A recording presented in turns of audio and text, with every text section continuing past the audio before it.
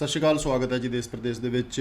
ਅੱਜ ਅਸੀਂ pioneer immigration ਤੋਂ ਡਾਕਟਰ ਰਵੀ ਗਰਗ ਜਿਨ੍ਹਾਂ ਨੂੰ ਸੱਦਾ ਦਿੱਤਾ, ਜਿਹਦੇ ਵਿੱਚ ਅਸੀਂ 5-6 ਟੌਪਿਕ ਬੜੇ ਅਹਿਮ ਨੇ ਜਿਹੜੇ ਡਿਸਕਸ ਕਰਨ ਵਾਲੇ ਨੇ। ਇੱਕ ਤਾਂ ਹੈ ਕਿ ਵਿਦਿਆਰਥੀਆਂ ਨੂੰ ਗਾਈਡੈਂਸ ਕਿਵੇਂ ਮਿਲੇ। ਇੱਕ ਸੈਮੀਨਾਰ ਜਿਹੜਾ ਹੈਗਾ ਉਹ ਲੜੀਵਾਰ ਸ਼ੁਰੂ ਕਰਨ ਜਾ ਰਿਹਾ ਪਾਇਨੀਅਰ, ਔਰ ਇਹਦੇ ਵਿੱਚ ਖਾਸ ਤੌਰ 'ਤੇ ਜਿਹੜੇ ਬੱਚੇ ਨੇ ਸੋਚਦੇ ਨੇ ਕਿ ਜੀ ਅਸੀਂ ਅਗਲੇ ਸਾਲ ਜਾਣਾ ਜਾਂ ਉਸ ਤੋਂ ਅਗਲੇ ਸਾਲ ਜਾਣਾ ਹੈ, ਕਿ ਫਿਊਚਰ ਦੇ ਵਿੱਚ ਕੈਨੇਡਾ ਦਾ ਵੀਜ਼ਾ ਖੁੱਲ੍ਹਾ ਰਹੇਗਾ, ਕੀ 5.5 'ਤੇ ਲਾਉਣ ਵਾਲੇ ਵਿਦਿਆਰਥੀ ਕਦੇ ਕੈਨੇਡਾ ਜਾ ਪਾਉਣਗੇ ਇੱਕ ਮੋਡਿਊਲ ਦੇ ਵਾਲੇ, ਕਿ ਬਹੁਤ ਸਾਰੇ ਪਰਿਵਾਰਾਂ ਦੇ ਵਿੱਚ ਹੁੰਦਾ ਹੈ ਕਿ ਅਸੀਂ ਉਹ ਕਾਲਜ ਲੈ ਲਈਏ ਜਿੱਥੇ ਥੋੜ੍ਹਾ ਜਿਹਾ ਫੀਸ ਪੱਖੋਂ ਬਚਾ ਰਹੇ, ਘੱਟ ਲੱਗੇ, ਪੀਟੀ ਯੂਨੀਵਰਸਿਟੀਆਂ ਦੇ ਦਾਖਲੇ, ਹੋਰ ਬੜੇ ਸਾਰੇ ਅਹਿਮ ਜਿਹੜੇ ਸਵਾਲ ਨੇ ਕਿ ਜਦੋਂ ਅਸੀਂ ਚਲੇ ਜਾਂਦੇ ਹਾਂ PR ਦੇ ਵਿੱਚ ਜਿਹੜੀਆਂ ਦਿੱਕਤਾਂ ਆਉਂਦੀਆਂ ਨੇ ਉਸ ਚੀਜ਼ ਦਾ ਹੈਗਾ। ਸੋ ਥੋੜ੍ਹੇ ਸਮੇਂ ਦੇ ਵਿੱਚ ਅਸੀਂ ਮਸਲਾ ਹੱਲ ਕਰਨਾ ਅੱਜ ਹਰ ਚੀਜ਼ ਦਾ, ਕਿਉਂਕਿ ਬਹੁਤ ਸਾਰੀਆਂ ਵੀਡੀਓਜ਼ ਨੇ ਜਿਹੜੀਆਂ ਉਹ ਬੱਚਿਆਂ ਦੀਆਂ ਵੀ ਨੇ, ਨਾਲ CICC ਦੀ ਕੁਝ ਵੀਡੀਓਜ਼ ਨੇ ਜਿਹੜੀਆਂ ਕਿ ਤੁਹਾਨੂੰ ਦੱਸਣਗੀਆਂ ਕਿ ਇੱਕ ਆਥੋਰਾਈਜ਼ਡ ਕੰਸਲਟੈਂਟਸ ਦੀ ਰਿਸਪੌਂਸੀਬਿਲਟੀ, ਜ਼ਿੰਮੇਵਾਰੀਆਂ ਕੀ ਨੇ ਔਰ ਤੁਹਾਨੂੰ ਕਿਉਂ ਉਹਨਾਂ ਨੂੰ ਚੁਣਨਾ ਚਾਹੀਦਾ। ਡਾਕਟਰ ਸਾਹਿਬ ਸਵਾਗਤ। ਸਤਿ ਸ਼੍ਰੀ ਅਕਾਲ। ਸੰਧੂ ਸਾਹਿਬ, ਸ਼ੋਅ ਦੇ ਸੱਦਾ ਦੇਣ ਲਈ ਬਹੁਤ ਬਹੁਤ ਧੰਨਵਾਦ ਤੇ ਸਾਰੇ ਦਰਸ਼ਕਾਂ ਨੂੰ ਮੇਰੀ ਪਿਆਰ ਭਰੀ ਸਤਿ ਸ਼੍ਰੀ ਅਕਾਲ ਜੀ। ਸਭ ਤੋਂ ਪਹਿਲਾਂ ਤਾਂ ਮੈਨੂੰ ਦੱਸਿਓ ਜੀ ਕਿੱਥੇ ਕਿੱਥੇ ਸੈਮੀਨਾਰ ਕਰਨ ਜਾ ਰਹੇ ਤੁਸੀਂ। ਸੈਮੀਨਾਰ ਜਿਹੜੇ ਹੈਗੇ ਹੈ ਜੂਨ ਮਿਡ ਦੇ ਵਿੱਚ ਸ਼ੁਰੂ ਹੋਣ ਦੀ ਸਾਡੀ ਪਲੈਨਿੰਗ ਹੈਗੀ ਹੈ। ਸੋ ਹਾਲੇ ਡੇਟਾ ਅਗਲੇ ਜਿਹੜੇ ਵੈਡਨਸਡੇ ਨੂੰ ਗੱਲਬਾਤ ਹੋਏਗੀ ਉਦੋਂ ਡਿਕਲੇਅਰ ਕੀਤੀਆਂ ਜਾਣਗੀਆਂ, ਲੇਕਿਨ ਕੰਪਨੀ ਜਲਦੀ ਹੀ ਸਾਰੇ ਸ਼ਹਿਰਾਂ ਦੇ ਵਿੱਚ ਸੈਮੀਨਾਰਸ ਅਰੇਂਜ ਕਰੇਗੀ ਔਰ ਸਾਡੀ ਟੀਮ ਜਿਹੜੀ ਹੈ ਐਕਸਪਰਟਸ ਦੀ, ਸਾਰੇ ਜਿਹੜੇ ਸਟੂਡੈਂਟਸ ਬੜੇ ਚਿਰ ਤੋਂ ਵੇਟ ਕਰਦੇ ਪਏ ਸੀਗੇ ਉਹਨਾਂ ਨੂੰ ਮਿਲਣਗੇ। ਸਾਰੀ ਟੀਮਾਂ ਨਾਲ ਹੋਣਗੀਆਂ, ਨਾਲ ਦੀ ਨਾਲ ਉਹਨਾਂ ਦੀ ਜਿਹੜੀ ਕੀ ਆਪਸ਼ਨਸ ਉਹਨਾਂ ਵਾਸਤੇ ਹੈਗੀਆਂ ਨੇ, ਕਿੱਥੇ ਘੱਟ ਫੀਸ ਵਾਲੇ ਕਾਲਜਿਸ, ਉਹਨਾਂ ਦੀ ਜਿਹੜੀ ਐਡਮਿਸ਼ਨ ਰਿਕੁਆਇਰਮੈਂਟਸ, ਆਈਲੈਟਸ ਬੈਂਡ ਦੀ ਰਿਕੁਆਇਰਮੈਂਟਸ, ਇਹ ਸਾਰੀਆਂ ਚੀਜ਼ਾਂ ਦੀ ਜਿੰਨੀਆਂ ਵੀ ਡਿਟੇਲਸ ਨੇ ਵੀਜ਼ਾ ਪਰਪਜ਼ ਦੇ ਨਾਲ ਔਰ ਕਰੀਅਰ ਪਰਪਜ਼ ਦੇ ਨਾਲ, ਕਿੱਥੇ ਕਿਹੜੀ ਪ੍ਰੋਵਿੰਸ ਦੇ ਵਿੱਚ ਕੀ ਬੈਨੀਫਿਟਸ ਨੇ ਔਰ ਕਿੱਥੇ ਉਹਨਾਂ ਨੂੰ ਸੂਟੇਬਲ ਰੈਲੇਵੈਂਟ ਪ੍ਰੋਗਰਾਮ ਮਿਲੇਗਾ, ਇਹ ਸਾਰੀ ਡਿਟੇਲਸ ਲੈ ਕੇ ਛੇਤੀ ਸੈਮੀਨਾਰ ਲੈ ਕੇ ਅਸੀਂ ਆਵਾਂਗੇ ਔਰ ਉਸ ਦੇ ਸੈਮੀਨਾਰਸ ਦੀ ਸਾਰੀ ਡਿਟੇਲਸ ਜਿਹੜੀਆਂ ਨੇ ਆਪਣੇ ਨੈਕਸਟ ਸ਼ੋਅ 'ਤੇ ਅਸੀਂ ਡਿਕਲੇਅਰ ਕਰਾਂਗੇ। ਨਾਲੇ ਪਾਇਨੀਅਰ ਇਮੀਗ੍ਰੇਸ਼ਨ ਦੇ Facebook page, Instagram page, YouTube channel ਔਰ ਵੈਬਸਾਈਟ ਜਿਹੜੀ ਹੈ ਇਹ ਸਾਰੀ ਉੱਥੇ ਡਿਟੇਲ ਅਸੀਂ ਡਿਸਪਲੇ ਕਰਾਂਗੇ। ਕੀਪ ਇਨ ਟੱਚ ਔਰ ਛੇਤੀ ਆਪਾਂ ਮਿਲਦੇ ਹਾਂ। ਅੱਛਾ ਡਾਕਟਰ ਸਾਹਿਬ, ਮੈਨੂੰ ਇੱਕ ਹੋਰ ਦੱਸੋ, ਜਿਸ ਤਰ੍ਹਾਂ ਤੁਸੀਂ CICC ਮੈਂਬਰ ਹੋ, ਲੰਮੇ ਸਮੇਂ ਤੋਂ ਕੈਨੇਡਾ ਰਹਿੰਦੇ ਹੋ, ਬਹੁਤ ਲੋਕਾਂ ਨਾਲ ਤੁਹਾਡਾ ਵਾਹ ਵਾਸਤਾ ਹੈ, ਜਾਂ ਤੁਸੀਂ ਪਾਲਿਸੀ ਨੂੰ ਸਮਝਦੇ ਵੀ ਹੋ ਕੈਨੇਡਾ ਦੀ, ਕੀ ਕੁਛ ਸਮੇਂ ਬਾਅਦ ਪੋਜੀਸ਼ਨ ਟਾਈਟ ਹੋਏਗੀ, ਵੀਜ਼ੇ ਘਟਣਗੇ, ਜਾਂ ਫਿਊਚਰ ਦੇ ਵਿੱਚ ਕੀ ਸਕੋਪ ਰਹੇਗਾ ਜਿਹੜੇ ਬੱਚੇ ਹਲੇ 10ਵੀਂ ਜਾਂ +1 +2 ਦੇ ਵਿੱਚ ਨਹੀਂ, ਅੱਗੇ ਜਾਣਾ ਹਲੇ 23-24 ਦੇ ਵਿੱਚ ਕੀ ਰਹੇ? ਬਿਲਕੁਲ ਲੱਕੀ ਹੈਗੇ ਆਪਾਂ ਕਿ 2009 ਦੇ ਵਿੱਚ ਮਈ ਦੇ ਵਿੱਚ SPP ਸ਼ੁਰੂ ਕਰਕੇ ਕੈਨੇਡਾ ਗੌਰਮੈਂਟ ਨੇ ਖਾਸ ਤੌਰ 'ਤੇ ਸਟੱਡੀ ਵੀਜ਼ਾ ਨੂੰ ਵਧਾਵਾ ਦੇਣ ਵਾਸਤੇ ਬਹੁਤ ਅੱਛੇ ਤਰੀਕੇ ਨਾਲ ਦਰਵਾਜ਼ੇ ਖੋਲ੍ਹੇ ਸੀਗੇ ਔਰ ਸਾਨੂੰ ਵੀ ਅਸੀਂ ਸ਼ਾਇਦ 2-3-4 ਸਾਲ, ਹਰ ਕੰਟਰੀ ਜਿਹੜਾ ਦਰਵਾਜ਼ੇ ਖੋਲ੍ਹਦਾ 2-3-4 ਸਾਲ 5 ਸਾਲ ਦੇ ਕਰੀਬ ਖੋਲ੍ਹਦਾ ਹੈਗਾ, ਲੇਕਿਨ ਅੱਜ ਜਿਹੜਾ ਹੈਗਾ 9 ਤੋਂ ਸ਼ੁਰੂ ਹੋ ਕੇ 13 ਸਾਲ ਦੇ ਕਰੀਬ ਹੋ ਚੱਲੇ ਨੇ। ਬਹੁਤ ਕਾਫੀ ਜਿਹੜਾ ਸਟੂਡੈਂਟ ਵੀਜ਼ਾਜ਼ ਦੇ ਵਿੱਚ ਸਕਸੈਸਫੁਲ ਰਿਹਾ, ਬਹੁਤ ਹਾਈ ਸਕਸੈਸ ਰੇਟ। ਔਰ ਰੀਸੈਂਟਲੀ ਨੈਕਸਟ ਕਮਿੰਗ 3 ਇਅਰਸ ਦਾ ਕੈਨੇਡਾ ਨੇ ਸਟੈਟਿਸਟਿਕਸ ਡਿਪਾਰਟਮੈਂਟ ਨੇ ਜਿਹੜੇ ਹੈਗੇ ਨੇ ਇਹ ਸਾਰਾ ਅਗਲਾ ਆਪਣਾ ਇਮੀਗ੍ਰੇਸ਼ਨ ਪਲਾਨ ਸ਼ੇਅਰ ਕੀਤਾ ਔਰ ਇਸ ਦੇ 4.25 ਲੱਖ ਦੇ ਕਰੀਬ ਜਿਹੜੇ ਨੇ ਵੀਜ਼ਾਜ਼ ਇਹਨਾਂ ਨੇ ਜਿਹੜੇ ਇਮੀਗ੍ਰੈਂਟਸ ਲੈਣੇ ਨੇ ਨੈਕਸਟ 3 ਇਅਰਸ ਦੇ ਵਿੱਚ। ਔਰ ਉਸ ਨੂੰ ਦੇਖਦੇ ਹੋਏ ਬੜਾ ਇਹਨਾਂ ਦਾ ਕੈਨੇਡਾ ਗੌਰਮੈਂਟ, ਕੈਨੇਡਾ ਅੰਬੈਸੀ ਦਾ ਕਾਫੀ ਜ਼ਿਆਦਾ ਵੀਜ਼ਾਜ਼, ਜਿਸ ਦੇ ਵਿੱਚ ਖਾਸ ਤੌਰ 'ਤੇ ਸਟੱਡੀ ਵੀਜ਼ਾ ਨੂੰ ਪ੍ਰੈਫਰੈਂਸ, ਕਿਉਂਕਿ ਸਟੂਡੈਂਟਸ ਕਾਫੀ ਸਾਰੀ ਫੀਸ ਕਾਲਜਿਸ ਨੂੰ ਦਿੰਦੇ ਨੇ ਔਰ ਕਾਲਜ GIC ਜਿਹੜੀ ਹੈ ਗਰੰਟਿਡ ਇਨਵੈਸਟਮੈਂਟ ਸਰਟੀਫਿਕੇਟ, GIC ਜਿਹੜੀ ਫਿਕਸਡ ਡਿਪੋਜ਼ਿਟ ਦੇ ਤੌਰ 'ਤੇ ਕੈਨੇਡੀਅਨ ਬੈਂਕ ਦੇ ਵਿੱਚ $10,000 ਕੈਨੇਡੀਅਨ ਡਾਲਰ ਜਮ੍ਹਾਂ, ਇੰਨਾ ਜਿਹੜਾ ਕਾਫੀ ਸਾਰਾ ਇਕੋਨਮੀ ਨੂੰ ਬੂਸਟ ਮਿਲਦਾ ਹੈਗਾ। ਔਰ ਸਟੂਡੈਂਟ ਵੀਜ਼ਾ ਕਾਫੀ ਹਾਲੇ ਆਉਣ ਵਾਲੇ ਟਾਈਮ ਦੇ ਵਿੱਚ ਚੱਲੇਗਾ ਔਰ ਵੀਜ਼ਾਜ਼ ਲੱਗਣਗੇ, ਕੋਈ ਚਿੰਤਾ ਦੀ ਜ਼ਰੂਰਤ ਨਹੀਂ। ਬਹੁਤ ਸਾਰੇ ਪ੍ਰੋਫਾਈਲਸ ਤੁਹਾਡੇ ਕੋਲ ਵੀ ਆਉਂਦੇ ਹੋਣੇ, ਸੁਣਦੇ ਵੀ ਆਪਾਂ ਕਿ ਇੱਕ ਮੋਡਿਊਲ 'ਚ 5.5 ਨੇ ਜੀ, ਕੀ ਕਰੀਏ, ਲਾਈਏ ਨਾ ਲਾਈਏ। ਜਿਹੜੇ ਨਹੀਂ ਲਾਉਂਦੇ ਉਹ ਵੀ ਸਮੱਸਿਆ ਦੇ ਵਿੱਚ, ਜਿਹੜੇ ਲਾ ਦਿੰਦੇ ਨੇ ਰਿਫਿਊਜ਼ਲ ਆ ਜਾਂਦੀ ਹੈ। ਕੋਈ ਤਾਂ ਸੋਲੂਸ਼ਨ ਹੈ ਡਾਕਟਰ ਸਾਹਿਬ, ਜਾਂ 6 ਹੀ ਲੈ ਕੇ ਕੁਝ ਅੱਗੇ ਤੁਰੀਏ? ਬਿਲਕੁਲ ਸੰਧੂ ਸਾਹਿਬ, ਦੇਖੋ ਜੁਲਾਈ 2021 ਦੇ ਵਿੱਚ ਲਾਸਟ ਵੀਜ਼ਾ 5.5 ਦੇ ਨਾਲ ਆਇਆ ਸੀਗਾ, ਓਵਰਆਲ 6 ਨਾਟ ਲੈਸ ਦੈਨ, ਮਤਲਬ 5.5 ਇਨ 1 ਮੋਡਿਊਲ। ਲੇਕਿਨ ਉਸ ਤੋਂ ਬਾਅਦ ਕਾਫੀ ਸਾਰੇ ਹੰਡਰਡਸ ਆਫ ਕੇਸਿਸ ਜਿਹੜੇ ਨੇ ਸਾਰੇ ਰਿਫਿਊਜ਼ ਕੀਤੇ ਅੰਬੈਸੀ ਨੇ ਔਰ ਅੱਜ ਦੇ ਦਿਨ ਬਿਲਕੁਲ ਵੀ ਰਿਕਮੈਂਡਡ ਨਹੀਂ ਹੈਗਾ, ਸਲਾਹ ਨਹੀਂ ਹੈਗੀ ਮੇਰੀ ਕਿ 5.5 ਦੇ ਨਾਲ ਨਹੀਂ ਲਾਣੀ ਚਾਹੀਦੀ ਫਾਈਲ। ਔਰ ਅਗਰ ਕਿਸੇ ਦੇ 5.5 ਦੇ ਵਿੱਚ ਹੈਗੇ ਨੇ ਕਿਸੇ ਮੋਡਿਊਲ ਦੇ ਵਿੱਚ, ਤੇ ਧਿਆਨ ਦੇਣਾ ਕਿ ਸਪੀਕਿੰਗ ਔਰ ਰਾਈਟਿੰਗ ਦੇ ਵਿੱਚ ਅਗਰ 5.5 ਹੈਗੇ ਨੇ ਤੇ ਰੀਵੈਲਿਊਏਸ਼ਨ ਜਿਹੜੀ ਰੀਚੈਕਿੰਗ ਵਾਸਤੇ ਭਰਨਾ ਚਾਹੀਦਾ ਹੈਗਾ। ਥੋੜ੍ਹੀ ਜਿਹੀ ਫੀਸ ਲੱਗਦੀ ਹੈ, ਬਹੁਤ ਸਾਰੇ ਕੇਸਿਸ ਦੀ ਇੰਪਰੂਵਮੈਂਟ ਹੋ ਜਾਂਦੀ ਹੈਗੀ ਹੈ ਔਰ ਫੀਸ ਵੀ ਵਾਪਸ ਜਿਹੜੀ ਦਿੱਤੀ ਹੋਈ ਹੈਗੀ ਹੈ ਵਾਪਸ ਹੋ ਜਾਂਦੀ ਹੈਗੀ ਹੈ। ਸੋ ਉਹ ਰੀਚੈਕਿੰਗ ਨਾਲ ਦੁਬਾਰਾ ਟੈਸਟ ਦੇ ਲੈਣਾ ਚਾਹੀਦਾ। ਧਿਆਨ ਦੇਣਾ ਕਿ ਅਗਰ ਓਵਰਆਲ 6 ਨਾਟ ਲੈਸ ਦੈਨ 5.5 ਇਨ 1 ਮੋਡਿਊਲ ਹੈਗੇ, ਬੜੇ ਸਾਰੇ ਕਾਲਜਿਸ ਆਫਰ ਲੈਟਰ ਦੇ ਦੇਣਗੇ, ਇਹ ਉੱਥੋਂ ਆਪਾਂ ਐਡਮਿਸ਼ਨ ਲੈ ਲਾਂਗੇ। ਲੇਕਿਨ ਅੰਬੈਸੀ ਦੇ ਵਿੱਚ ਅਗਰ 5.5 ਕਿਸੇ ਮੋਡਿਊਲ 'ਚ ਹੋਏ ਵੀਜ਼ਾ ਨਹੀਂ ਲੱਗਣਾ, ਰਿਫਿਊਜ਼ਲ ਦੇ ਪੱਕੇ ਚਾਂਸ ਹੋਣਗੇ। ਇਸ ਕਰਕੇ ਰੀਵੈਲਿਊਸ਼ਨ ਦੇ ਨਾਲ ਇੰਪਰੂਵਮੈਂਟ ਹੋ ਜਾਏ, 6 ਈਚ ਦੇ ਨਾਲ ਹੀ ਅੰਬੈਸੀ ਵਿੱਚ ਫਾਈਲ ਲਾਣੀ ਹੈਗੀ ਹੈ। ਭਾਵੇਂ ਜਿਹੜਾ ਦੁਬਾਰਾ ਟੈਸਟ ਦਿਓਗੇ, ਭਾਵੇਂ ਉਹ ਅਕੈਡਮਿਕ ਆਈਲੈਟਸ ਅਕੈਡਮਿਕ ਦੇ ਲਓ, ਭਾਵੇਂ ਅਕੈਡਮਿਕ ਦੇ ਬਜਾਏ ਜਨਰਲ ਵੀ ਦੇ ਸਕਦੇ ਹੋ, ਕਿਉਂਕਿ ਅੰਬੈਸੀ ਜਿਹੜੀ ਹੈ ਜਨਰਲ ਨੂੰ ਵੀ ਐਕਸੈਪਟ ਕਰਦੀ ਹੈਗੀ ਹੈ, ਕੋਈ ਪ੍ਰੋਬਲਮ ਨਹੀਂ ਹੈਗੀ। ਲੇਕਿਨ 6 ਈਚ ਦੇ ਨਾਲ ਹੀ ਫਾਈਲ ਲਵਾਂਗੇ, ਇਸ ਚੀਜ਼ ਦਾ ਧਿਆਨ ਰੱਖਣਾ, ਕਿਉਂਕਿ ਵੀਜ਼ਾ ਦੇ ਰਿਫਿਊਜ਼ਲ ਦੇ ਬਹੁਤ ਜ਼ਿਆਦਾ ਚਾਂਸ ਹੋਣਗੇ। ਨੌਨ SDS ਦੇ ਵਿੱਚ ਫਾਈਲ ਲੱਗਦੀ ਹੈ ਜੇ ਕਿਸੇ ਵਿੱਚ ਵੀ 5.5 ਹੈਗੇ ਨੇ ਕਿਸੇ ਮੋਡਲ ਵਿੱਚ 6 ਈਚ ਦੇ ਨਾਲ। ਕਈ ਬੱਚੇ ਆਇਲਸ ਨਹੀਂ ਕਰਦੇ, PT ਕਰ ਲੈਂਦੇ ਨੇ, ਬਿਲਕੁਲ ਸਕੋਰ ਵੀ ਠੀਕ ਆ ਜਾਂਦਾ ਹੈ ਕਈ ਵਾਰ, ਔਰ ਬੱਚਿਆਂ ਨੂੰ ਇਹ ਨਹੀਂ ਪਤਾ ਲੱਗਦਾ ਕਿ ਕਿਹੜੀ ਯੂਨੀਵਰਸਿਟੀ, ਕਿਹੜਾ ਕਾਲਜ, ਕਿੱਥੇ ਐਕਸੈਪਟ ਹੁੰਦੀ ਹੈ। ਜੇ ਐਕਸੈਪਟ ਹੁੰਦੀ ਹੈ ਕਿ ਵੀਜ਼ਾ ਦੇ ਚਾਂਸਸ PT ਦੇ ਆ ਸਕਦੇ ਨੇ। ਬਿਲਕੁਲ, ਦੇਖੋ ਬਹੁਤ ਸਾਰੇ ਕਾਲਜਿਸ PT ਐਕਸੈਪਟ ਕਰਦੇ ਨੇ, ਐਡਮਿਸ਼ਨ ਦਿੰਦੇ ਨੇ, ਲੇਕਿਨ ਅੰਬੈਸੀ ਵੀ ਐਕਸੈਪਟ ਕਰਦੀ ਹੈ। ਡੂਲਿੰਗੋ ਹਾਲਾਂਕਿ ਕਾਲਜਿਸ ਐਕਸੈਪਟ ਕਰ ਲੈਂਦੇ, ਅੰਬੈਸੀ ਨਹੀਂ ਐਕਸੈਪਟ ਕਰਦੀ। ਔਰ PTE ਔਰ TOEFL ਜਿਹੜਾ ਹੈ ਐਕਸੈਪਟ ਕਰਦੀ ਹੈਗੀ ਅੰਬੈਸੀ, ਲੇਕਿਨ ਸਕਸੈਸ ਰੇਟ ਜਿਹੜਾ ਹੈਗਾ ਆਈਲੈਟਸ ਦਾ ਕਾਫੀ ਜ਼ਿਆਦਾ ਹੈਗਾ। ਮੇਰੀ ਸਟੂਡੈਂਟਸ ਨੂੰ ਸਲਾਹ ਕਿ ਪ੍ਰੈਫਰੈਂਸ ਦੇਣੀ ਚਾਹੀਦੀ ਹੈ ਆਈਲੈਟਸ ਨੂੰ। ਜੇ ਤੁਸੀਂ ਟੈਸਟ ਨਹੀਂ ਲਿੱਤਾ ਤੇ PTE ਨਹੀਂ, ਆਈਲੈਟਸ ਕਰਨਾ ਚਾਹੀਦਾ ਹੈਗਾ। ਬਹੁਤ ਸਾਰੇ ਬੱਚੇ ਕਹਿੰਦੇ ਜੀ, ਕਈ ਵਾਰੀ ਅਸੀਂ ਦੇਖਿਆ ਦੋਨੇ, ਅਸੀਂ ਆਈਲੈਟਸ ਵੀ ਦੇਖਿਆ, PT ਦੇ ਵਿੱਚ ਜ਼ਿਆਦਾ ਕੰਫਰਟੇਬਲ ਹੈਗੇ ਆ, ਲੇਕਿਨ ਨਹੀਂ, ਕਿਉਂਕਿ ਸਕਸੈਸ ਰੇਟ ਜਿਹੜਾ ਹੈ ਆਈਲੈਟਸ ਦਾ ਬੈਟਰ ਹੈਗਾ, PTE ਦਾ ਘੱਟ ਹੈਗਾ। ਇਸ ਕਰਕੇ ਆਈਲੈਟਸ ਕਰਨੀ ਚਾਹੀਦੀ ਹੈਗੀ ਹੈ। 2-3-4 ਵਾਰੀ ਟੈਸਟ ਦੇਣ ਦੇ ਬਾਵਜੂਦ ਤੁਹਾਡੇ ਬੈਂਡਸ ਨਹੀਂ ਆ ਰਹੇ ਤਾਂ ਫਿਰ ਆਪਾਂ PTE ਬਾਰੇ ਸੋਚ ਸਕਦੇ ਹਾਂ ਅਤੇ ਆਈਲੈਟਸ ਨੂੰ ਪ੍ਰੈਫਰੈਂਸ ਜੀ। ਅੱਛਾ ਡਾਕਟਰ ਸਾਹਿਬ, ਆਪਾਂ ਸ਼ੁਰੂ ਦੇ ਵਿੱਚ ਇੱਕ ਗੱਲ ਕਰ ਰਹੇ ਸੀ ਆਫ ਦਾ ਰਿਕਾਰਡ ਵੀ, ਕਿ ਬੜੇ ਪਰਿਵਾਰ ਨੇ ਜਿਹੜੇ ਸੋਚਦੇ ਨੇ ਕਿ ਯਾਰ ਕੋਈ ਅਜਿਹਾ ਕਾਲਜ ਦੀ ਰੈਪੂਟੇਸ਼ਨ ਵੀ ਠੀਕ ਹੋਵੇ, ਵੀਜ਼ਾ ਦੇ ਚਾਂਸਸ ਵੀ ਅੱਛੇ ਹੋਣ, ਪਰ ਘੱਟ ਫੀਸ। ਕੀ ਪੋਸੀਬਿਲਿਟੀ ਹੈ ਕਿ ਸਾਰਿਆਂ ਦੀ ਬਰਾਬਰ ਫੀਸ ਹੈਗੀ ਕੈਨੇਡਾ ਦੇ ਵਿੱਚ? ਦੇਖੋ, ਡੈਫੀਨੇਟਲੀ ਨੌਲੇਜ ਇਜ਼ ਪਾਵਰ। ਸਾਡੀ ਕੰਪਨੀ ਜਿਹੜੀ ਪਾਇਨੀਅਰ ਇਮੀਗ੍ਰੇਸ਼ਨ ਹੈਗੀ ਆ 2003 ਤੋਂ ਚੱਲਦੀ ਪਈ ਹੈਗੀ ਆ, ਔਰ ਆਲਮੋਸਟ ਸਾਰੇ ਕਾਲਜਿਸ ਦੇ ਅਸੀਂ ਆਫੀਸ਼ੀਅਲ ਆਥੋਰਾਈਜ਼ਡ ਰਿਪਰੈਜ਼ੈਂਟੇਟਿਵ ਹੈਗੇ ਹੈ, ਔਰ ਉਹਨਾਂ ਵੱਲੋਂ ਸਾਰੇ ਲੇਟੈਸਟ ਅਪਡੇਟ ਫੀਸ ਨੂੰ ਲੈ ਕੇ, ਰਿਕੁਆਇਰਮੈਂਟਸ ਨੂੰ ਲੈ ਕੇ ਉਹ ਸਾਰੇ ਆਉਂਦੇ ਰਹਿੰਦੇ ਹੈਗੇ ਆ। ਅਸੀਂ ਉਹਨਾਂ ਚੀਜ਼ਾਂ ਦਾ ਧਿਆਨ ਰੱਖਦੇ ਹਾਂ, ਖਾਸ ਤੌਰ 'ਤੇ ਫੀਸ ਦੇ ਉੱਪਰ ਸਾਡੀ ਖਾਸ ਨਿਗਾਹ, ਕਿਉਂਕਿ ਬਹੁਤ ਸਾਰੇ ਇਸ ਤਰ੍ਹਾਂ ਦੇ ਸਟੂਡੈਂਟਸ ਹੁੰਦੇ ਨੇ ਜਿਹੜੇ ਕਿ ਜਿਨ੍ਹਾਂ ਦੀ ਅਫੋਰਡੇਬਿਲਿਟੀ ਘੱਟ ਹੁੰਦੀ ਹੈ, ਘੱਟ ਫੀਸ ਪੇ ਕਰਨਾ ਚਾਹੁੰਦੇ ਹਨ, ਔਰ ਬਹੁਤ ਸਾਰੇ ਇਹੋ ਜਿਹੇ ਚੰਗੇ ਕਾਲਜਿਸ, ਕਿਉਂਕਿ ਪਾਇਨੀਅਰ ਇਮੀਗ੍ਰੇਸ਼ਨ ਜਿਹੜੀ ਹੈ 100% ਓਨੈਸਟੀ, ਟਰਾਂਸਪੇਰੈਂਸੀ ਔਰ ਕੇਅਰ, ਖਾਸ ਖਿਆਲ ਸਟੂਡੈਂਟਸ ਦੇ ਕੈਰੀਅਰ ਦਾ ਸਵਾਲ ਹੈ ਔਰ ਲਾਈਫ ਦਾ ਸਵਾਲ ਹੈ। ਉਸ ਚੀਜ਼ ਨੂੰ ਧਿਆਨ 'ਚ ਰੱਖ ਕੇ ਕਿਸੇ ਵੀ ਤਰ੍ਹਾਂ ਦਾ ਕੰਪਰੋਮਾਈਜ਼ ਨਹੀਂ ਕਰਦੇ। ਮਤਲਬ ਚੰਗੇ ਕਾਲਜਿਸ ਜਿੱਥੇ ਪੋਸਟ ਗ੍ਰੈਜੂਏਟ ਵਰਕ ਪਰਮਿਟ ਮਿਲੇ ਪੜ੍ਹਾਈ ਤੋਂ ਬਾਅਦ, ਔਰ ਕੋਈ ਕਿਸੇ ਤਰ੍ਹਾਂ ਦੀ ਕੋਈ ਪ੍ਰੋਬਲਮ ਨਾ ਹੋਵੇ, ਉਹ ਵਿਦਆਊਟ ਐਨੀ ਕੰਪਰੋਮਾਈਜ਼ ਇਹੋ ਜਿਹੇ ਕਾਲਜਿਸ ਜਿੱਥੇ ਫੀਸ ਘੱਟ, ਜਿਸ ਤਰ੍ਹਾਂ ਕਿ KPU ਕੁਆਂਟਲੈਂਡ ਪੋਲੀਟੈਕਨਿਕ ਯੂਨੀਵਰਸਿਟੀਜ਼ ਦੀ ਜਿਹੜੀ ਪੋਸਟ ਗ੍ਰੈਜੂਏਟ ਪ੍ਰੋਗਰਾਮਸ ਨੇ, ਉਹਨਾਂ ਦੀ ਫੀਸ ਜਿਹੜੀ ਆ ਆਮ ਤੌਰ 'ਤੇ 2 ਸਾਲ ਦੀ ਸਾਰੇ ਕਾਲਜਿਸ ਯੂਨੀਵਰਸਿਟੀਜ਼ ਦੀ ਫੀਸ ਤਕਰੀਬਨ ਇੱਕ ਐਵਰੇਜ ਦੇ ਤੌਰ 'ਤੇ 20 ਲੱਖ 2 ਸਾਲ ਦੀ, ਲੇਕਿਨ KPU ਦੇ ਪੋਸਟ ਗ੍ਰੈਜੂਏਟ ਪ੍ਰੋਗਰਾਮ ਦੀ 15 ਲੱਖ।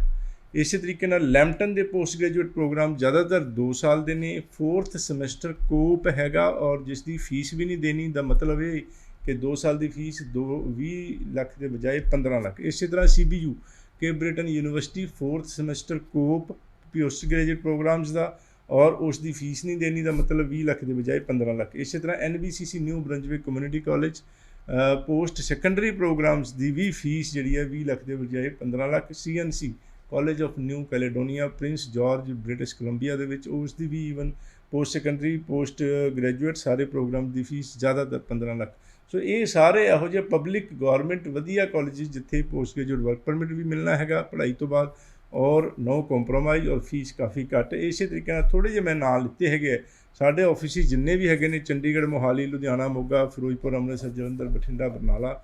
ਉੱਥੇ ਜਾ ਕੇ ਖਾਸ ਤੌਰ 'ਤੇ ਤੁਸੀਂ ਵੈਸੇ ਮਿਲਣ ਚਲੇ ਜਾਓ ਜਾਂ ਸੈਮੀਨਾਰਸ ਦੇ ਵਿੱਚ ਸਾਡੀ ਟੀਮਾਂ ਹੋਣਗੀਆਂ ਉੱਥੇ, ਉਸ ਦੇ ਵਿੱਚ ਤੁਸੀਂ ਇਹ ਸਾਰੀਆਂ ਡਿਸਕਸ਼ਨਸ ਕਰ ਸਕਦੇ ਹੋ। ਕਿੱਥੇ ਤੁਹਾਡੇ ਜਿਹੜਾ ਪ੍ਰੀਵੀਅਸ ਐਜੂਕੇਸ਼ਨ ਸਟੂਡੈਂਟ ਦੀ ਕੀ ਹੈਗੀ ਹੈ, ਉਸ ਦੇ ਨਾਲ ਦਾ ਰੈਲੇਵੈਂਟ ਪ੍ਰੋਗਰਾਮ ਜਿਸ ਦੇ ਵਿੱਚ ਵੀਜ਼ਾ ਚਾਂਸਿਸ ਵੀ ਆਏ ਹੋਣ, ਕੈਰੀਅਰ ਚਾਂਸਿਸ ਵੀ ਬੈਟਰ ਹੋਣ, ਔਰ ਉਹ ਜਿਹੜਾ ਹੈਗਾ ਕਿਹੜੇ ਕਾਲਜ 'ਚ ਕਿਹੜੇ ਕੋਰਸ ਦੇ ਵਿੱਚ ਫੀਸ ਘੱਟ ਹੋਏਗੀ, ਵੀਜ਼ਾ ਚਾਂਸਿਸ ਵਧੀਆ ਹੋਣਗੇ, ਸਾਰੀਆਂ ਡਿਸਕਸ਼ਨਸ ਵੈਲਕਮ ਹੈ। ਡਾਕਟਰ ਸਾਹਿਬ ਕਿਊਬਿਕ ਬਾਰੇ ਕੁਝ ਕਹਿਣਾ ਚਾਹੁੰਦੇ ਹੋ? ਪਹਿਲਾਂ ਬਿਲਕੁਲ ਨਹੀਂ ਜਾਂਦੇ ਸੀ ਬੱਚੇ, ਫਿਰ ਇੱਕਦਮ ਹੜ੍ਹ ਆ ਗਿਆ, ਬਿਲਕੁਲ ਫਿਰ ਪ੍ਰੋਬਲਮ ਆਈ, ਸਭ ਨੂੰ ਬਿਲਕੁਲ। ਪਤਾ ਹੈ, ਫਿਰ ਪਿੱਛੇ ਹਟ ਗਏ। ਕਿ ਇੰਨਾ ਮਾੜਾ ਕਿਊਬਿਕ ਜਾਂ ਇੰਨਾ ਬੂਮ ਕਿਉਂ ਆਇਆ, ਜਾਂ ਕੋਈ ਸਹੀ ਤਰੀਕੇ ਦਾ ਰਸਤਾ ਤਾਂ ਹੋਊਗਾ ਨਾ?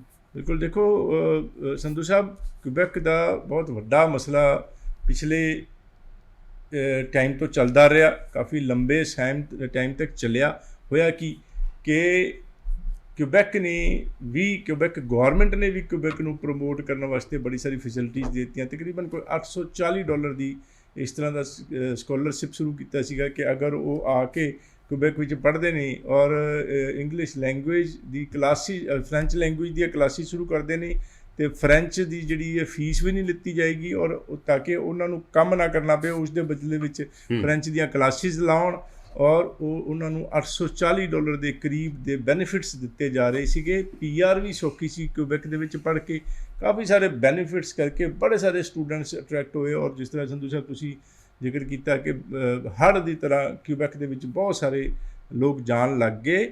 ਅਨਫੋਰਚੂਨੇਟਲੀ ਪ੍ਰੋਬਲਮ ਕੀ ਹੋਈ ਕਿ ਉੱਥੇ ਦੇ ਕਾਲਜਿਸ ਨੇ ਇਹ ਦੇਖਿਆ ਕਿ ਐਡਮਿਸ਼ਨਸ ਜਿੰਨੀਆਂ ਤੱਕ ਉਹਨਾਂ ਨੂੰ ਗੌਰਮੈਂਟ ਨੇ ਅਲਾਉਡ ਕੀਤੀਆਂ ਸੀ, ਥੋੜ੍ਹੀ ਜਿਹੀ ਵੱਧ ਐਡਮਿਸ਼ਨਾਂ ਕਰ ਦਿੱਤੀਆਂ।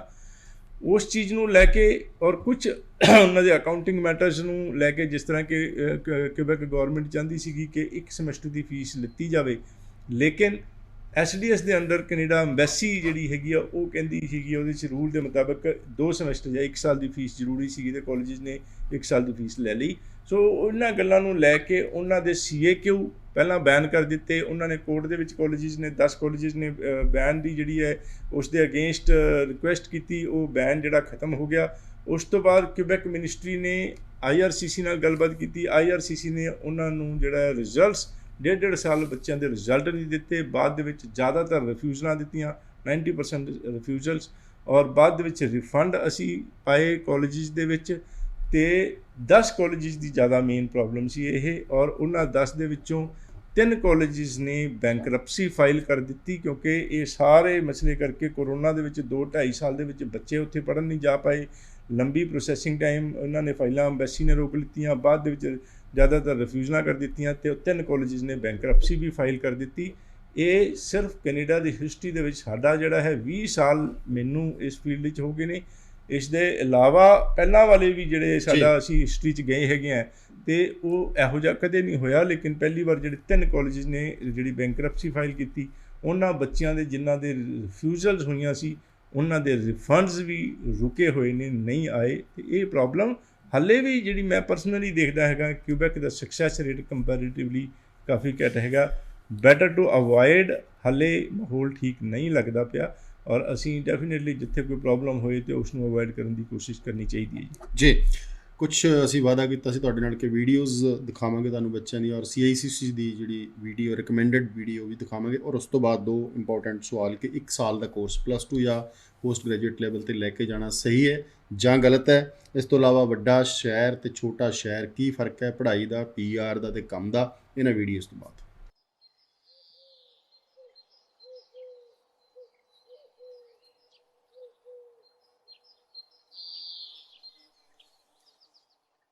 ਤਾਇਆ ਸਤਿ ਸ਼੍ਰੀ ਅਕਾਲ। ਹੋਰ ਚਾਚਾ ਕੀ ਹਾਲ ਚਾਲ ਹੈ? ਕੀ ਗੱਲ ਚਾਚਾ, ਤੁਸੀਂ ਸਾਰੇ ਉਦਾਸ ਬੈਠੇ ਹੋ?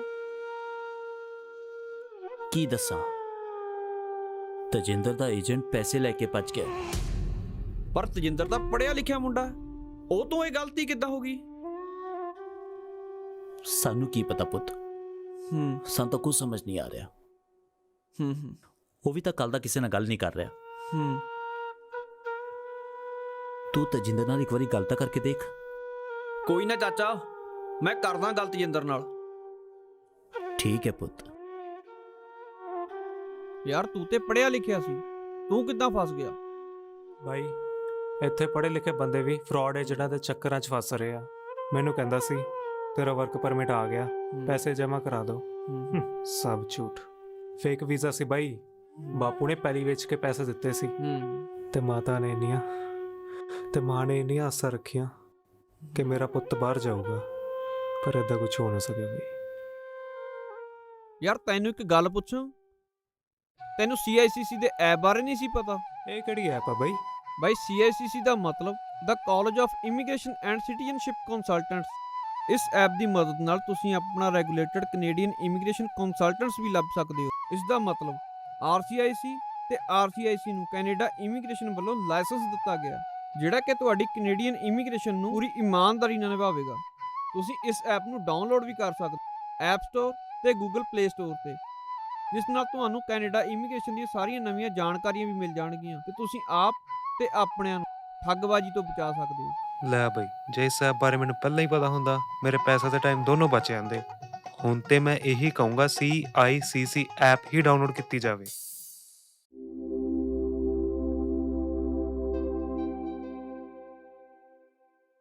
Hello everyone, my name is Anamika.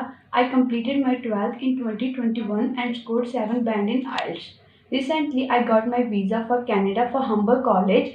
I am very thankful to Ravi sir and all Pioneer Immigration team. I recommend to visit and apply your visa from Pioneer Immigration as they provide very good service. My name is Hamdeep Kaur and I am from Firozpur. Actually, I applied my study visa from Pioneer Immigration and I got my visa in 3 months. And here's my stamped passport and I got it in 15 days. All the staff members are very polite and they are very cooperative. Thank you to Mr. Ravi Garg and for the best service. I must say that all of you that visit here and get the beautiful result from here. Thank you so much. So video ਸੀਗੀ ਜੀ, video ਤੋਂ ਬਾਅਦ ਇੱਕ ਵਾਰ doctor ਸਾਹਿਬ ਫਿਰ ਤੁਹਾਡੇ ਵੱਲ ਆਉਂਦੇ ਹਾਂ ਜੀ। ਕਿਊਬਿਕ ਦੀ ਆਪਾਂ ਗੱਲ ਕਰ ਰਹੇ ਸੀ। ਸੰਧੂ ਸਾਹਿਬ, ਜਿਹੜੀ ਕਿਊਬੈਕ ਦੀ ਗੱਲ ਚੱਲੀ ਸੀਗੀ, ਇਹ ਜਿਹੜੇ ਜਿਨ੍ਹਾਂ ਦੇ ਰਿਫੰਡਸ ਕੁਝ ਸਟੂਡੈਂਟਸ ਦੇ ਰੁਕੇ ਹੋਏ ਨੇ 3 ਕਾਲਜਿਸ ਦੇ, CDE ਕਾਲਜ ਹੈਗਾ, M ਕਾਲਜ ਹੈਗਾ ਔਰ CCSQ ਹੈਗਾ। ਇਹ ਸਟੂਡੈਂਟਸ ਜਿਹੜੇ ਨੇ ਕਈ ਵਾਰੀ ਸੋਚਦੇ ਨੇ ਕਿ ਕੰਸਲਟੈਂਟ ਦਾ ਕਸੂਰ ਹੈ ਕਿ ਕਾਲਜ ਦਾ, ਕਿੱਥੇ ਪ੍ਰੋਬਲਮ ਆਈ। ਲੇਕਿਨ ਕੰਸਲਟੈਂਟਸ ਇੰਡੀਆ ਵਿੱਚ ਜਿੰਨੇ ਵੀ ਕੰਸਲਟੈਂਟ ਪੰਜਾਬ ਦੇ ਵਿੱਚ, ਉਹ ਰੱਬ ਨੂੰ ਹਾਜ਼ਰ ਨਾਜ਼ਰ ਮੰਨ ਕੇ ਇਹ ਗੱਲ ਹੈਗੀ ਹੈ ਕਿ ਕੰਸਲਟੈਂਟਸ ਦਾ 1% ਵੀ ਕਸੂਰ ਨਹੀਂ, ਕਿਉਂਕਿ ਇਹ ਸਾਰੀ ਕਿਊਬੈਕ ਦੀ ਫੈਸਿਲਿਟੀਜ਼ ਦੇ ਕਰਕੇ ਸਟੂਡੈਂਟਸ ਵੀ ਅਟਰੈਕਟ ਹੋ ਰਹੇ ਸੀਗੇ। ਇਹ ਸਾਰੇ college post graduate work permit ਵੀ ਅਲਾਉਡ ਹੈ। ਕੈਨੇਡਾ ਵੱਲੋਂ ਪ੍ਰੋਬਲਮ ਨਹੀਂ, ਬੱਚੇ ਵੀ ਖੁਸ਼ ਸੀ।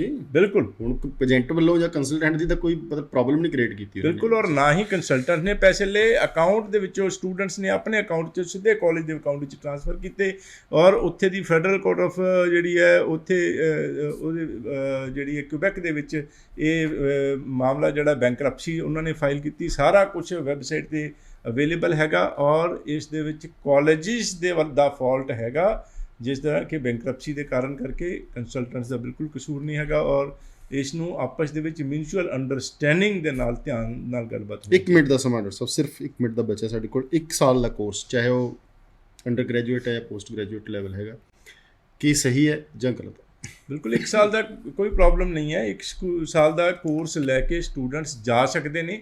ਪੋਸਟ ਸੈਕੰਡਰੀ ਜਿਹੜਾ ਹੈਗਾ 12ਵੀਂ ਤੋਂ ਬਾਅਦ ਬੜੇ ਘੱਟ ਨੇ 1 ਸਾਲ ਦੇ ਕੋਰਸ, ਜ਼ਿਆਦਾਤਰ 2 ਸਾਲ ਦੇ ਹੀ ਨੇ ਔਰ ਪ੍ਰੈਫਰੇਬਲੀ 2 ਸਾਲ ਦਾ ਹੀ ਲੈ ਕੇ ਜਾਣਾ ਚਾਹੀਦਾ ਹੈਗਾ।